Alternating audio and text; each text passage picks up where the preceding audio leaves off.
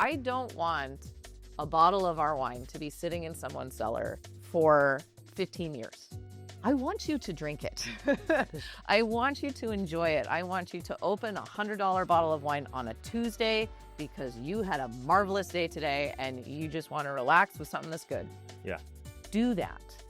Drink this with a pizza. Drink this with Thai food. Drink this with takeout. Drink this with anything you want because that's what you want to do and it's good. It's delicious. Don't just cellar it away and wait on it for a special occasion that may or may not come and then you wasted it. I've always been told that the special occasion is when you open it, so you might as well make your own special occasion. Exactly. Right? Yes. Yeah. And it could be with pizza, like you said. It could be with pizza. Yeah. It's absolutely. it's, highbrow, lowbrow. Bring some champagne with your McDonald's. Like, just do it. Like, It'd go really well together. It really would. It so would.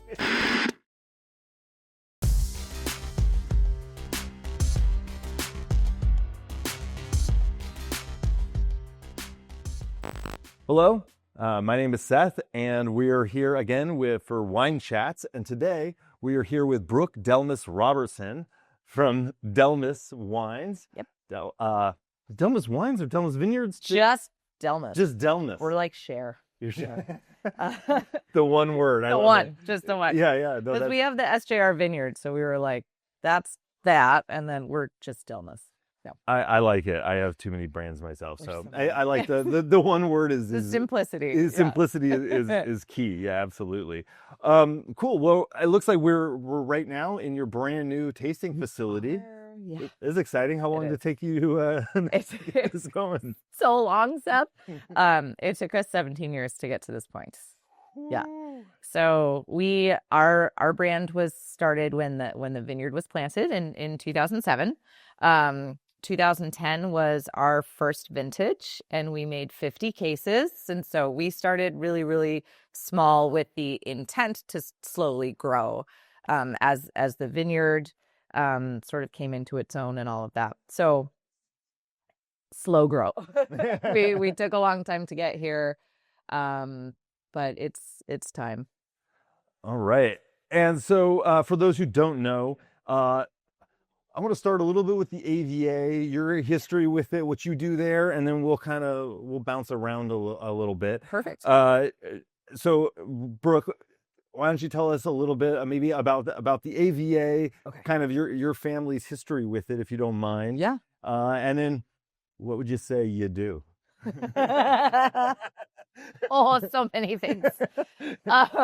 Okay, so the appellation is the Rocks District of Milton-Freewater. It is an extremely unique appellation whose boundaries are predicated on one singular soil series. It is the only one in the world that is structured that way on purpose because the cobbles and rocks within this particular soil series go down hundreds of feet. It's literally called a very cobbly loam. So it's like this cross section of perfect soil plus these like baseball sized rocks and cobblestones. So that appellation was taken up by a little guy called Steve Robertson, who's my dad. I do. I'm painfully familiar with Steve. But my dad, when we, found our vineyard, SJR Vineyard, and in this super unique area, his brain went into more of a global context and wanted to sort of get outside of talking about himself or just a singular brand that he happened to create. He wanted to talk about the region and why the region is important. And a way to do that is to appellate it. So at the time, there was no sub-appellation or nested AVAs within the Walla Walla Valley, which itself is a nested appellation of the Columbia Valley, right? Like there's for sure so many degrees. But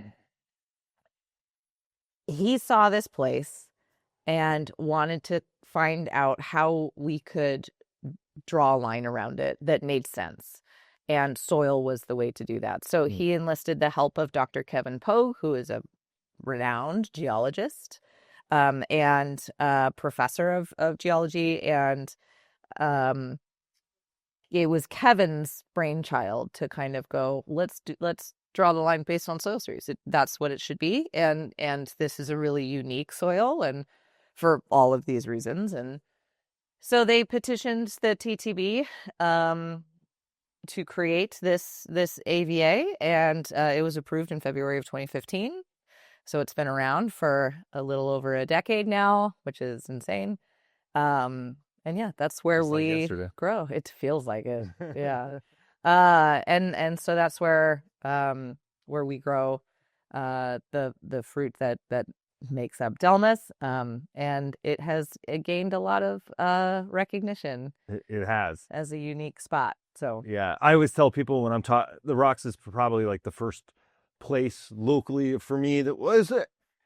I had an aha wine. It was a Napa wine. It's like what brought me into wine. Yes, but then after that, trying a wine from the Rocks. Oh, it's so unique. It's so unique. And I always tell people, I feel like, and maybe I'm just riffing, but I always say, I feel like, there's a singular set of places in the world that are as distinct as the Rocks. Like, I think it's in that tier. I don't know if it's 5, I don't know if it's 10, but it is a place that is so unique. And the wines it creates are just so unique. Yes. And they're really amazing. And actually, so is your dad.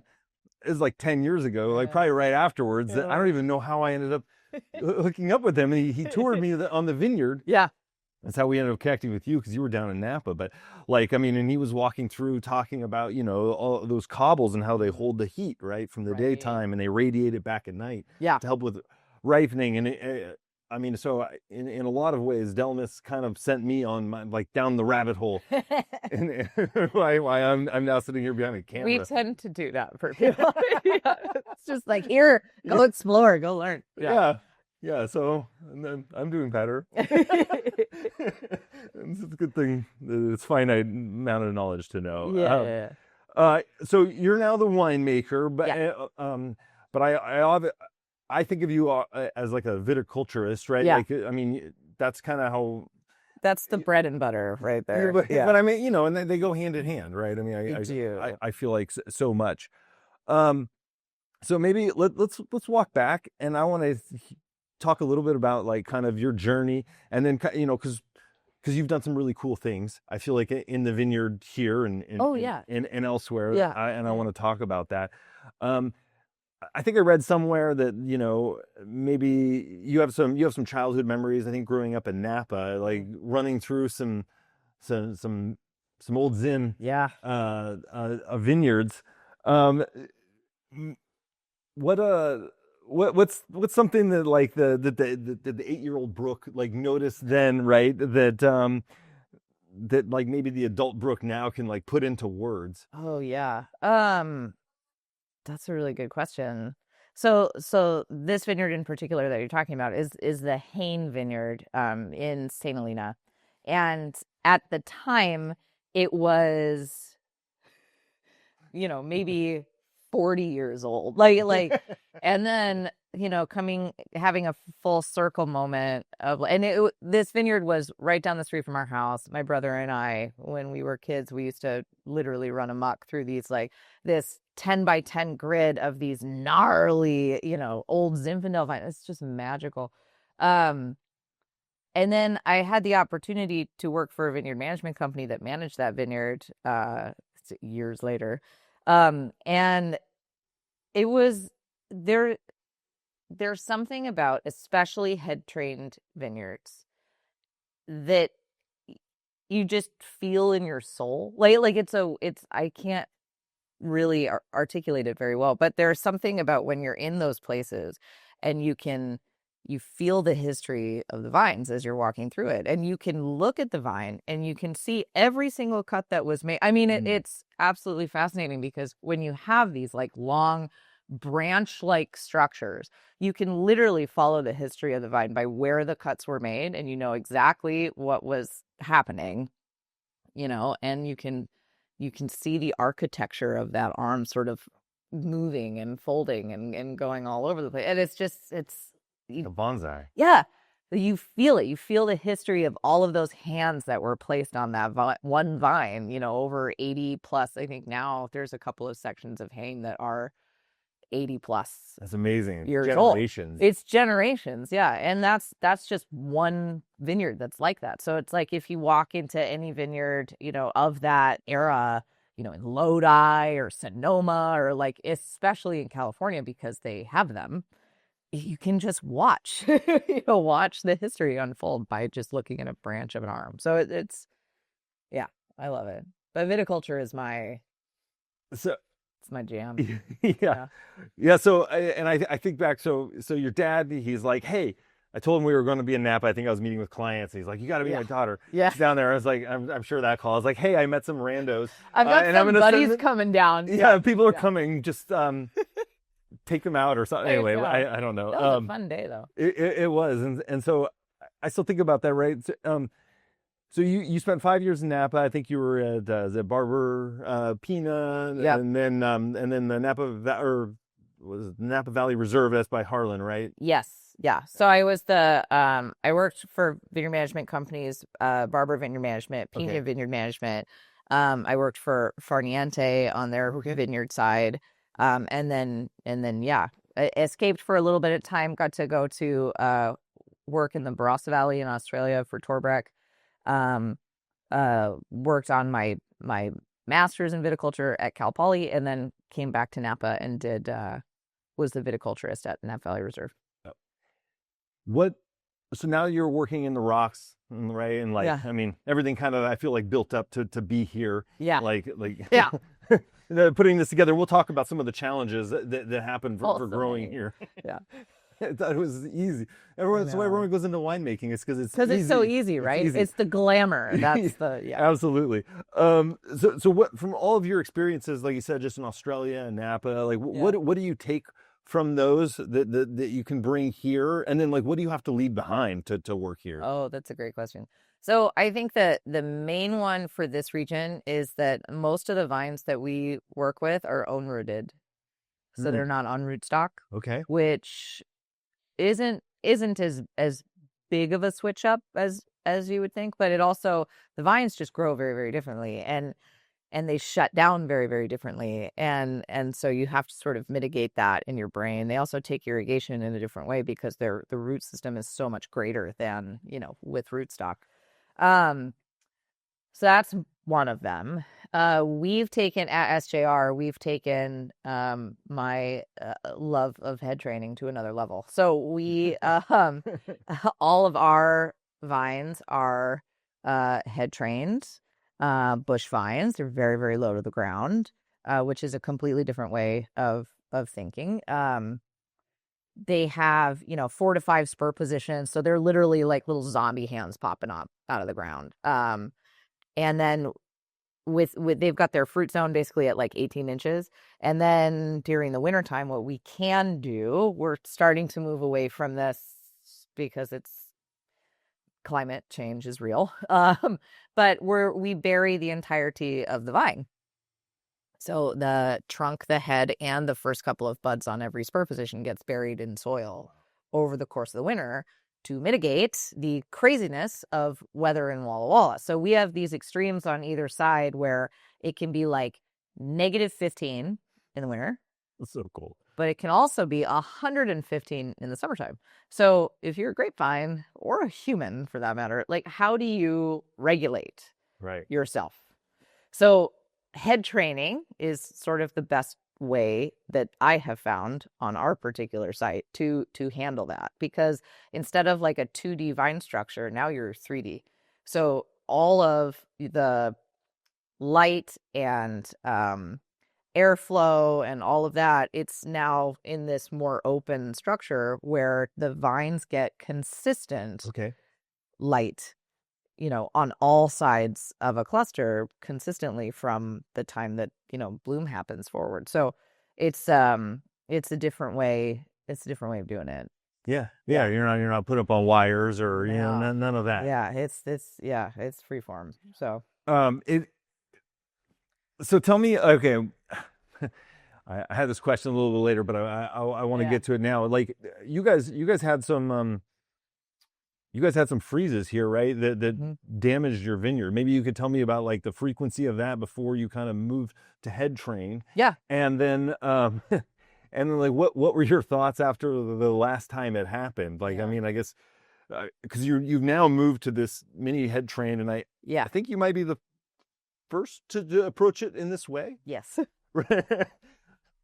Yeah, that's right. Well, yes, because why not? Because Right? why would you do this if you didn't have to? Like, so we had SJR Vineyard was planted in 2007. From 2007 till 2017, we had 3 of these deep freeze events that caused enough bud and phloem death, essentially, that the vineyard had to be cut to the ground 3 times in a decade.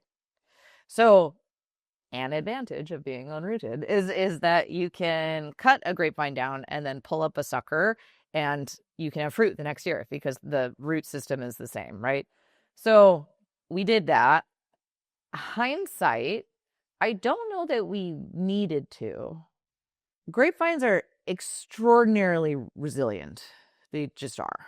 So trying to fix a problem up here really just needs time. Instead of taking everything back down and then starting all over again, if you just waited, but maybe some buds would push in a different area. Maybe the vine would, flesh out another section to get more sap flow to that.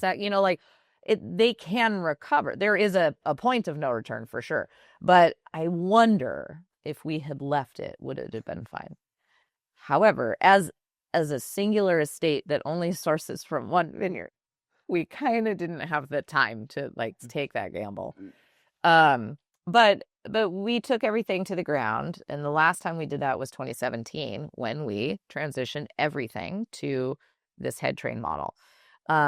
Keeping things low, bush vine, goblet, right?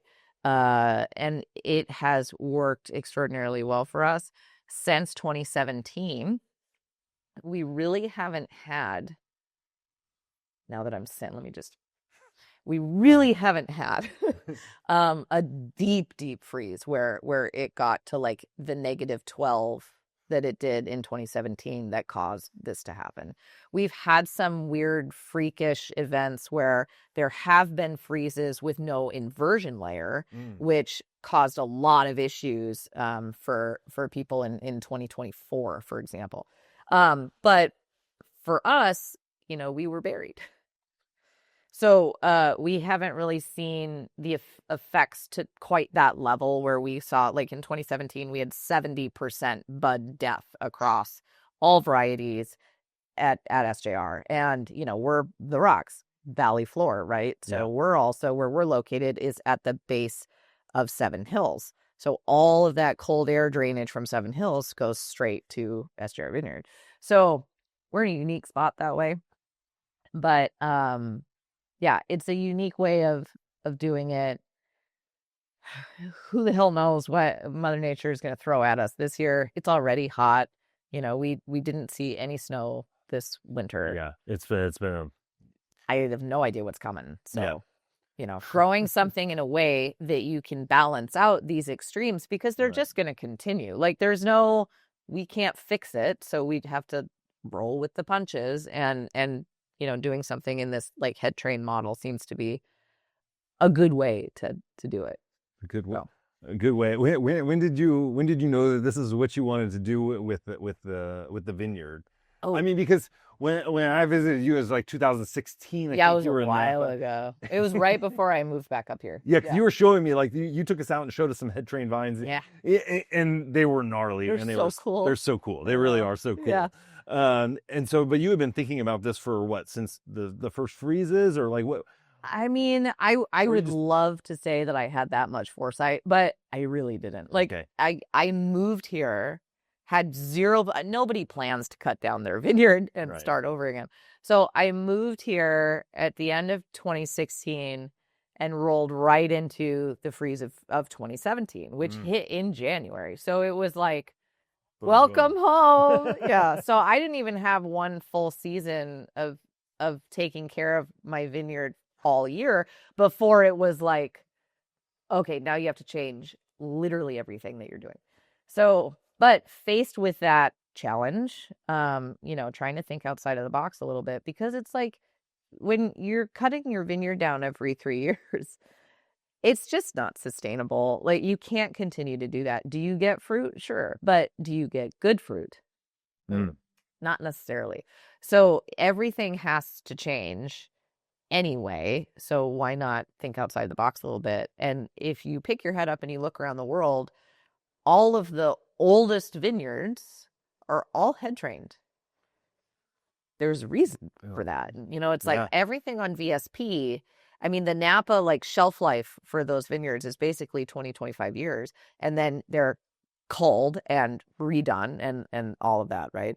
So maintaining production level, maintaining quality, maintaining vine health, that's head training around the world. So that was kind of the thought process there, is like, well, Australia does it, certainly Europe, all of these areas around the world, South America, they're able to have this longevity in their vineyards, and it's all because they're on a grid, they have space to grow, and they're head trained.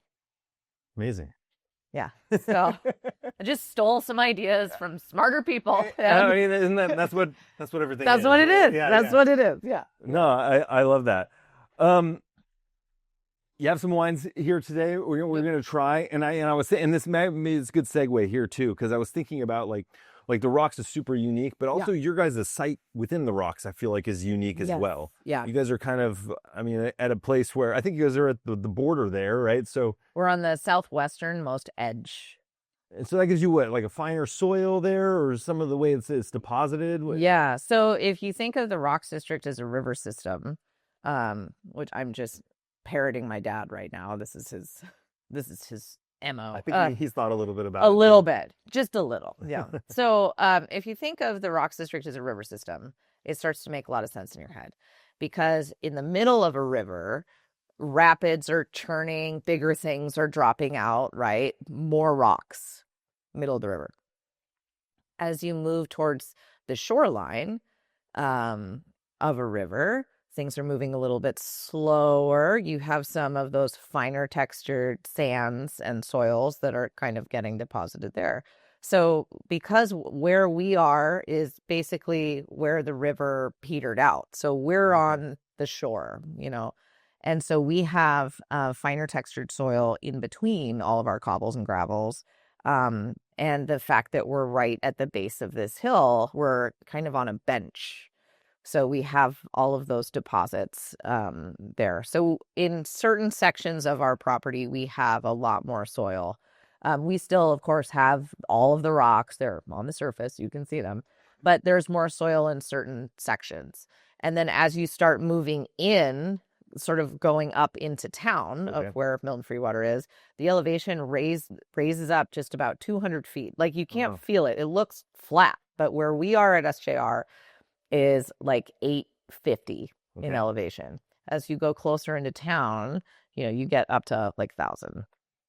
And so it's hotter in and inland, and there's more rocks and things, like where Cayuse and Roti and some of those properties are. So yeah, we're on the edge. You're on the edge. We're on the edge.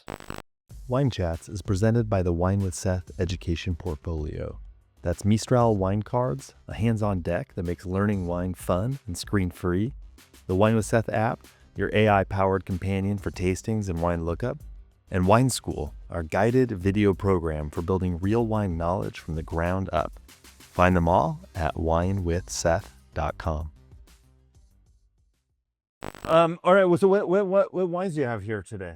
So I have two different wines here. I have sort of our flagship wine, and then I have a new wine that we're making, which is cool. I like new stuff. Right? So this wine here, this is the Delmas Syrah. It is a co-ferment. So this particular year is 2023. There's 7% Viognier that's co-fermented here. About 25% whole cluster and 25% new oak on this, mostly in puncheon. we have a production level now that we are able to put things in puncheon or 600 liter, which is really exciting. So we like large format on our barrels. We made this one wine, and this one wine only, from 2010 up until 2018. This was it. The flagship. This is it. This is the one. Yep.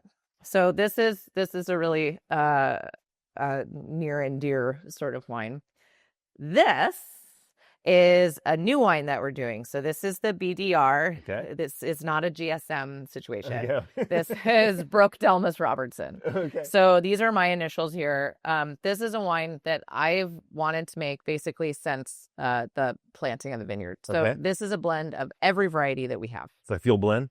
It's not a field blend. It's not a field blend. Not a field blend, but this is every variety that's grown on property. Okay. So from year to year, the percentage of this wine changes. Okay. So that it fully represents everything that SJR is in a given vintage.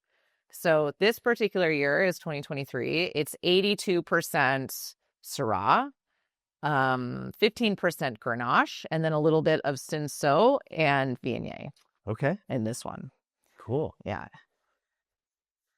So those are the two wines. So have at it. What should I try? What should I start with?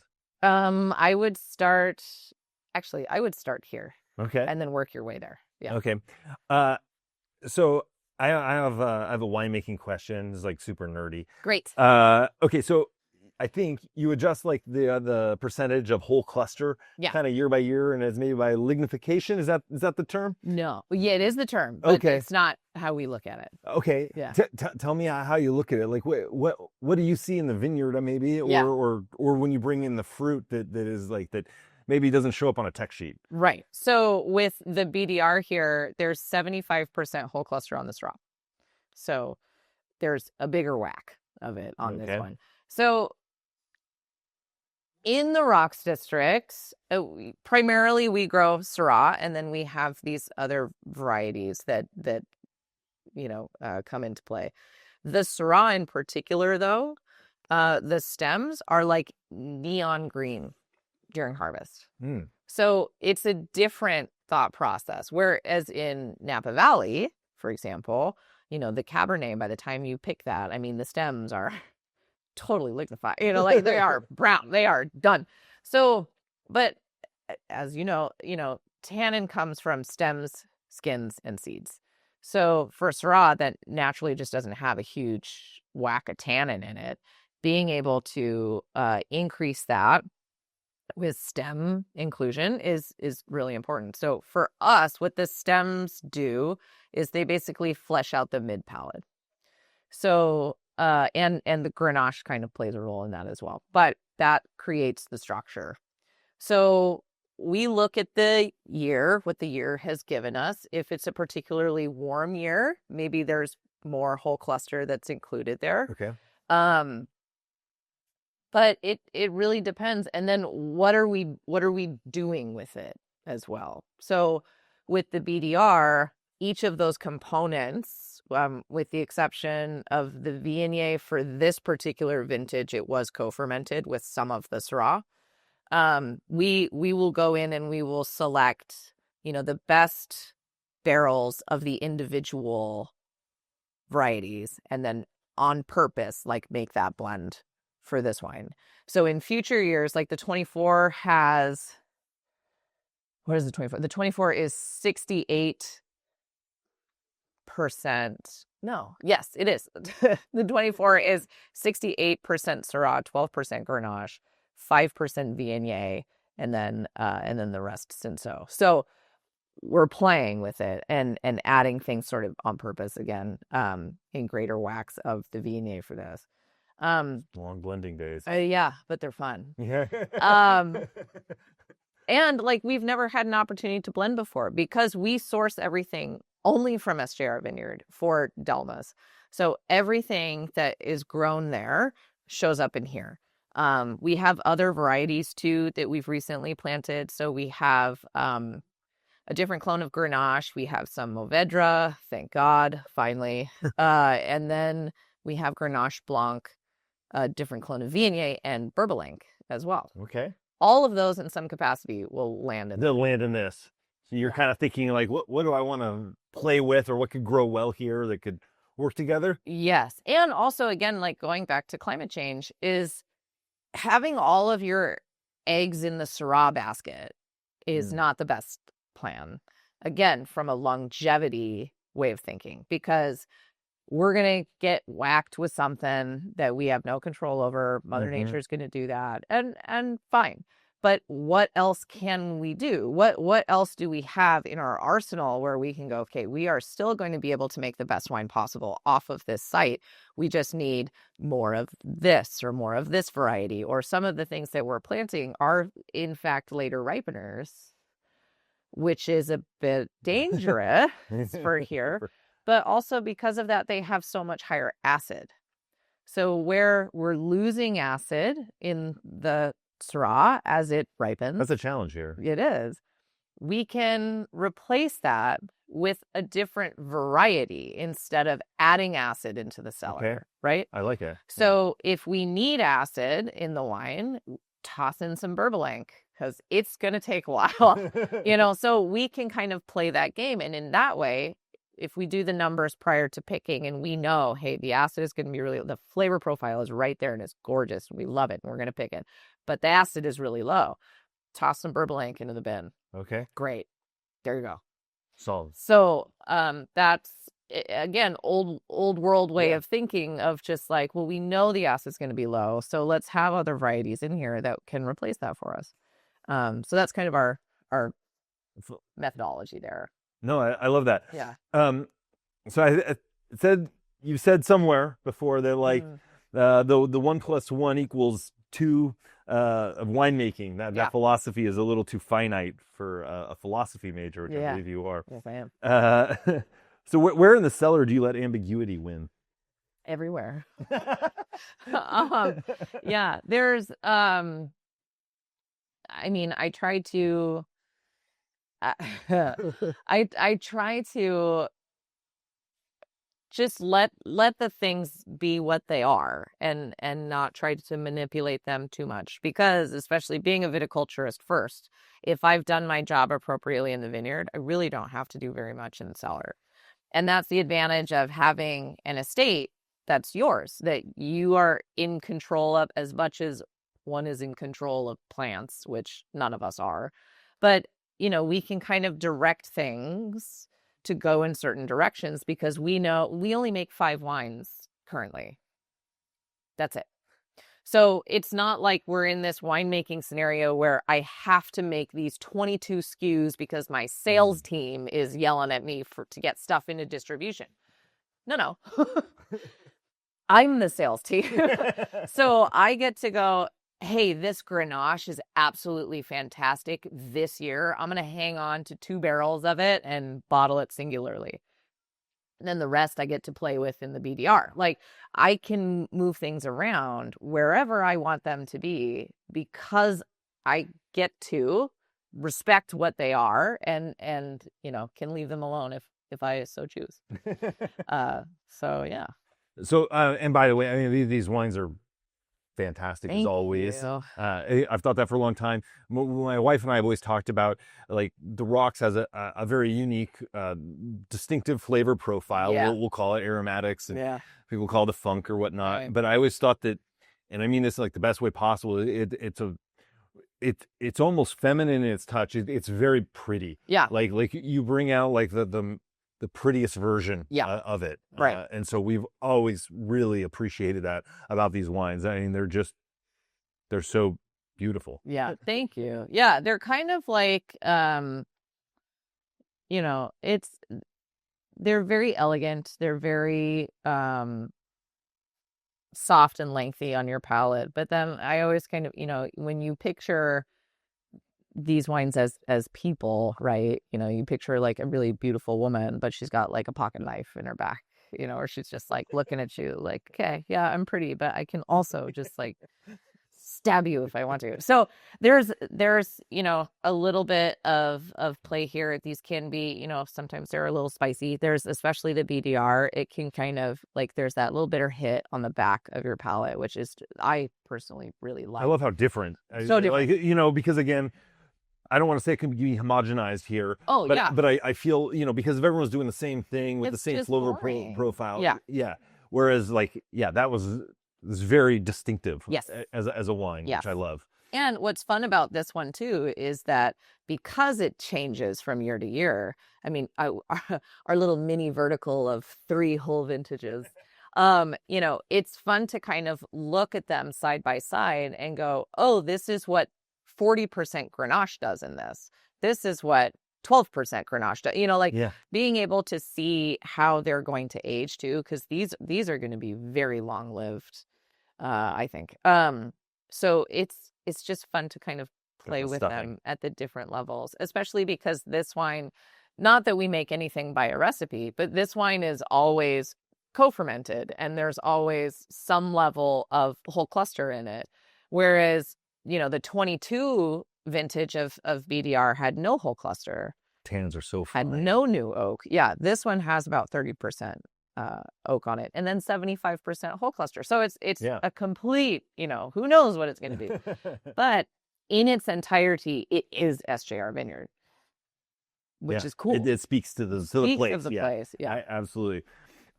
Is there a wine you've tasted maybe that made you reconsider something that you thought you understood about your own site? Ooh, that is a really good question. I would say, okay, maybe not. Take a minute. Maybe not SJR, but the region and what's possible in the region.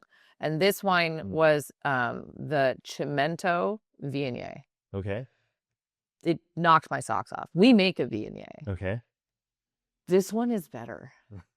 It's so good. It's that like Cundrio style and so crisp and so much apricot and peach and just like, oh my God. Like it was, I was just with the Cimento team down at this event in Santa Monica, and we were just, kind of talking and chatting up before the event started, and David poured me a glass of this wine and I just stopped. Like it was a revelation. It was so incredibly good. And that's the type of stuff that you want to experience from your region, is you want to have other people's wines, and their vineyard is a stone's throw away from where SJR is. And it's really cool to be able to see what somebody else is doing similar, but better in this very small appellation. So that was Cimento.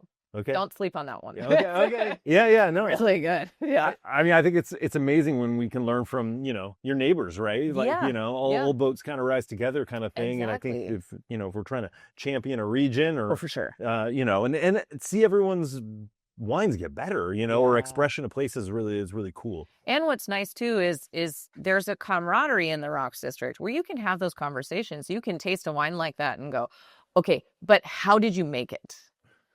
Like, did you do skin contact? Did you do batonage? How was it aged? Did you use concrete? Did you use stainless steel? Like you can have that conversation and people won't go, well, that's proprietary information and we're not going to tell you. It's like, that's ridiculous. So being able to have those chats with people, again, it raises all boats, right? And we're always learning. There's nothing that I am doing today that I wouldn't change tomorrow if I learned something that told me what I'm doing today it could be improved, right? Yeah. So, if tomorrow head training turns out to be like the stupidest thing that you could do in the Rocks, it's not. But if it was, I would change it, because you have to be able to change and you have to be able to roll with things. And wine really forces that on you too. It really does. With climate and everything else. Oh yeah. I mean, nothing stays the same. Yeah. And including the wines, right? Like they age differently. Some of them can age longer. Some of them very clearly can't. So how can we adjust? How do we play with it? And do we want to make wines that age for 20 years? Is that something we want to do? Right. For me, the answer to that is absolutely not. I don't want a bottle of our wine to be sitting in someone's cellar for 15 years. I want you to drink it. I want you to enjoy it. I want you to open a $100 bottle of wine on a Tuesday because you had a marvelous day today and you just want to relax with something that's good. Yeah. Do that. Drink this with a pizza. Drink this with Thai food. Drink this with takeout. Drink this with anything you want because that's what you want to do and it's good. That's delicious. Don't just cellar it away and wait on it for a special occasion that may or may not come. And then you wasted it. I've always been told that the special occasion is when you open it, so you might as well make your own special occasion. Exactly. Right? Yes. Yeah. And it could be with pizza, like you said. It could be with pizza. Yeah. It's highbrow, lowbrow. Bring some champagne with your McDonald's. Like, just do it. Like, it'd go really well together. It really would. It so would.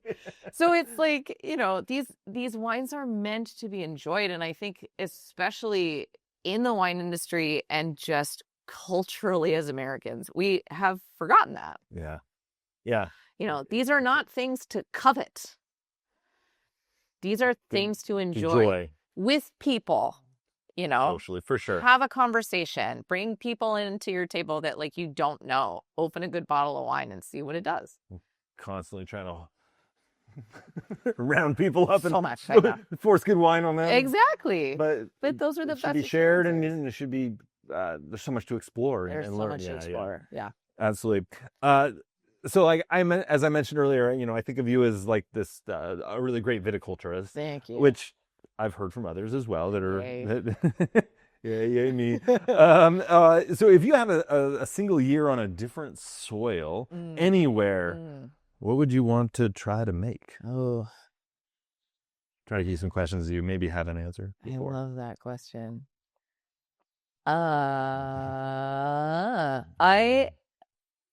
I love German whites.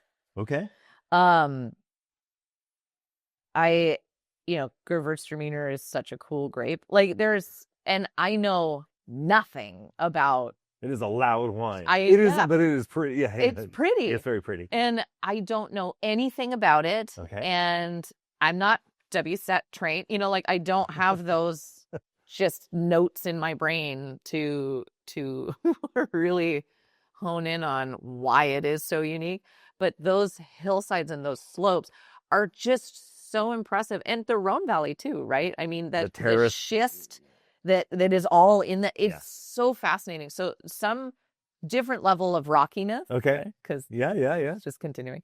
And cool? In those regions on hillside, I think would be an absolutely terrifying, horrendous nightmare of a situation for sure. But I would love to learn more about how that aspect, makes things different and how you have to treat something on that level of slope and how you spray something on that level of slope, all of those logistics of just how does one do this?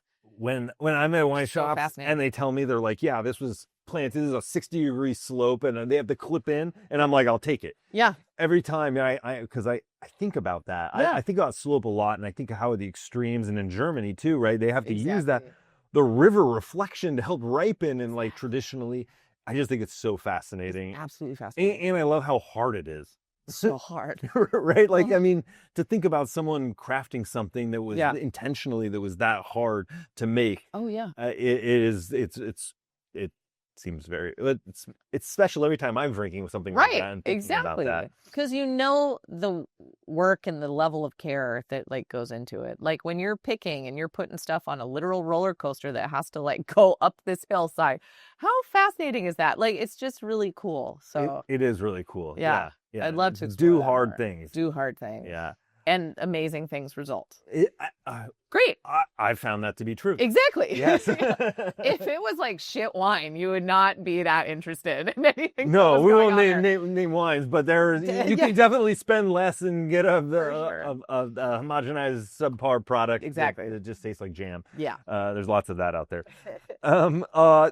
So what's a bottle you drink at home maybe that has nothing to do with the rocks or any of your prior work or any of the Rhone varieties? Or is it a beer? I drink a lot of Dan Petrosky's wine. Okay. Masaken is so good. I drink Sandlands from Tegan. Just his rosés just came out, and I need to buy them.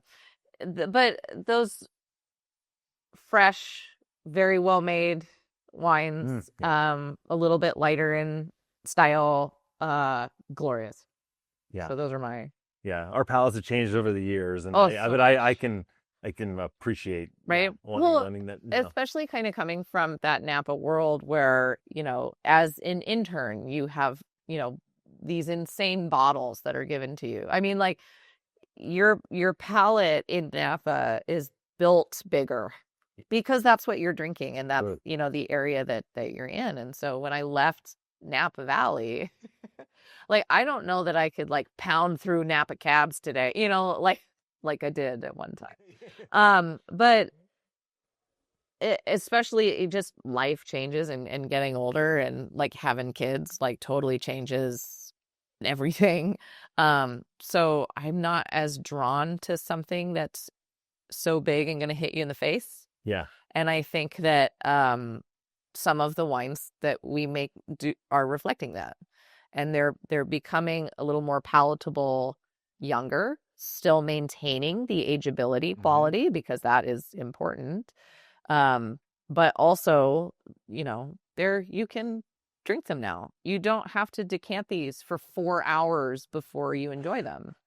It's such a deterrent. I used to think about that looking at wine lists all the time with friends, and I was like, they're all within a year of vintage, and they're these big wines. I'm like, they just won't show. They're not going to show well. They won't show well. So it's a little bit of a. It's a whole thing. Yeah, it's a thing. It's also just how do we want to live our lives today? Do we want to live our lives sitting around waiting for a bottle to open up so that we can enjoy it? Or do we want to pop it, pour it, and enjoy it?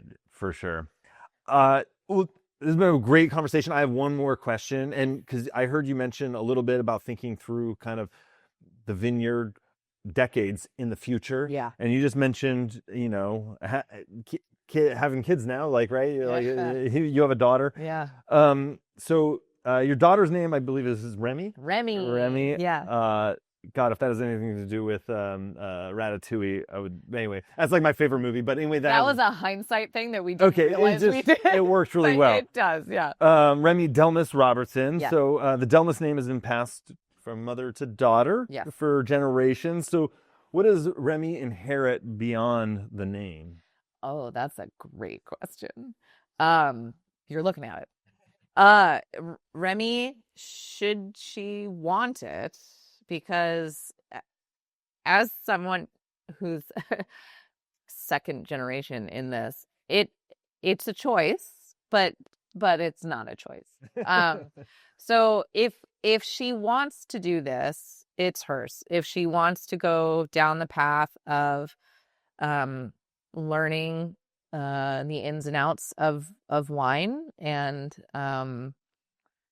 how a business works, because I'm kind of coming into the business side late. I went back of house first. I am production through and through, and now we're in the position of having this beautiful space here in downtown Walla Walla, but also the logistics of being an entrepreneur and running something yourself is really difficult.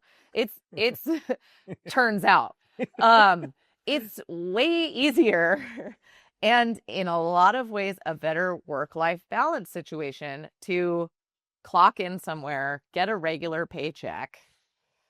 I don't have a paycheck. What's that? So there's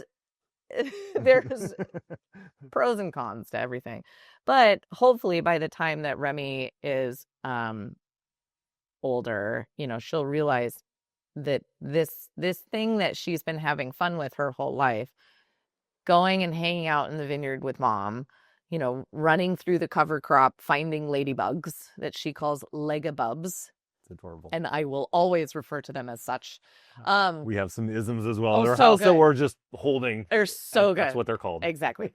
So, but I want her to think of these things as I had fun when, so that when I offer her the business of it, she goes, oh yeah, because it's fun, not because there's all of this headache of the, you know, rational side of owning a business. So if she wants it, it's hers. If she doesn't want it, we sell the thing, we move to the south of France, life will be fine.